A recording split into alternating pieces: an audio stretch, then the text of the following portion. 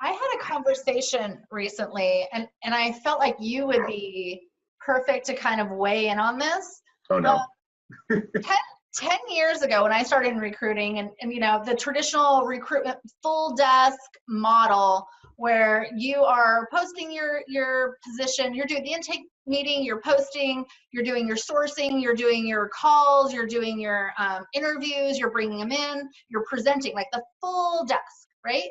Now, I was speaking with somebody recently and saying how companies, especially internal, larger companies, are moving more towards a model where it's split, where you have a recruiter who just handles the second screening, and you have a sourcer who teams with that person, and it's a separated divide. And so I want to ask you, do you feel like that is something, that model has always been around? Has it evolved into more of a robust model? Yeah, I mean, when I first started 22, 23 years ago, there was no such thing as a sourcer. That's what you did as a recruiter. Yeah. I think then we got into this whole thing, well, we don't have enough people, or recruiters then eventually got saddled with doing all kinds of things that isn't recruiting. So they weren't able to do actual recruiting anymore. Now they were inundated with resumes to the job descriptions that were posted.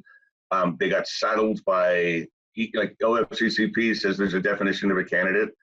So any candidate that applies is considered an applicant. You have to reach out to them if they look like they fit the job. So if I have a software developer job and you're a janitor, I don't have to call you. I can disposition you up because you're just obviously not qualified. But if you do have the subset or set of skills that I'm looking for, I have to call you and qualify and find out why you wouldn't be qualified. Mm-hmm. And I have to document all that. Well, that takes a lot of time. Yeah. And, you know, in the corporate world, you know, you're working, I know most recruiters, they're doing an 8-hour day. You know, they get a 9-hour day, but they do 1 hour for lunch. They come in at 8, they leave at 5, and at 4:59, they're shutting the computer down. I've never understood that. It's just not the way I kind of do things, but it's how I was trained. So I think now the new conversation is it sourcing or is it research teams? That's interesting. Because like I said, it's much easier to get information on people now than ever before. There's plenty of tools that do it, and it's not just emails anymore. I mean, there's really good software products. I'm going to do a quick shout out to Engage Talent. That really is more of a research tool. Now, yes, they can give you phone numbers, they can give you email addresses, all that stuff, all that really fun stuff. They can get that for you. But it can also, they're doing predictive analysis now. And that's the new thing. It's a big thing on Wall Street. It's predicting what's happening with a company because of the company's health. You know, did they get delisted off the stock exchange, or NASDAQ? What is their financial fiscal ability? How many? You know, I know a company that went through 3 CEOs in 2 years and got delisted. If I'm a recruiter, where would I want to go hunt? Oh. What do you think the stability in that company is? That's like poaching ground right there, right? It's like shooting fish in a barrel. Yeah. You call into that company and bam, it's going to be very rare that you're going to find someone, unless it's in like senior leadership, is going to want to leave. And even then in senior leadership, they might want to leave. But it gives you a much better, accurate poach mentality. You know, and there are sourcers that are out there, that are actually more research analysts. Because they don't want to talk to people. They're introverts. They don't want to do all that first contact. They don't want to get on the phone with somebody. They just want to, they want to find the information. They're hunters. You know, I think that's like, there's a thing, hunter-gatherer, you know that? There's the hunters that go out and hunt and the gatherers that grow. I think recruiting has become the gatherers, and I think sourcing has become the hunters. And they're going out and bringing research, by the way, especially in a lot of different industries. You bet your bottom dollar that Amazon wants to know what Microsoft's working on. And Microsoft wants to know what Google's working on.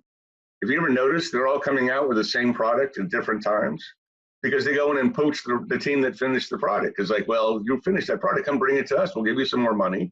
And you get to do it all over again. Right? I mean, I know I'm talking in IT terms, but this refers to any manufacturing. You know, I know a company that was in desperate need of people who did manufacturing in Ohio. And we're having a hard time to find people to move to Lima, Ohio. That's where the factory was. And we Engage Talent tool, one more time, and Celeste, don't talk about them, but Engage Talent was able to find a factory 45 miles away that was shutting down and had 350 people that were losing their job. Yeah. And the company just was like, what was that? How come we didn't know this? Like, I mean, literally, like they were just like, how come we didn't know? I'm like, because you're not using sourcing to its fullest potential. You just want phone numbers and emails. That's not the way it works. Like I said, I mean, it's the research on finding information on people and why they would want to contact you, what's going on with the company, where this might be a good company to go hunt from.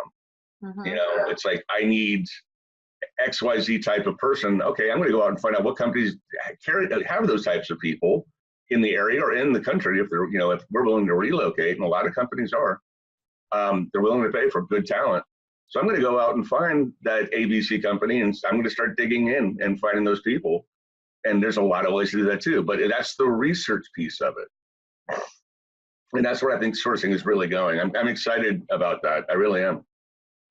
I definitely, so we were talking about why sourcing has now been divided from like a different sort of recruiter role, where the recruiter is doing the recruitment, but not the sourcing aspect of it.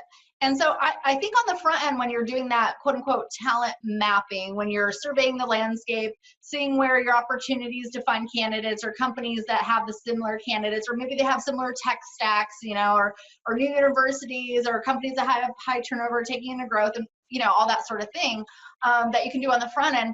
But then taking a tool like you said, Engage Talent, and being able to harness that open source intelligence out there on a continuous basis, that right there in itself is a job. So, that's very interesting.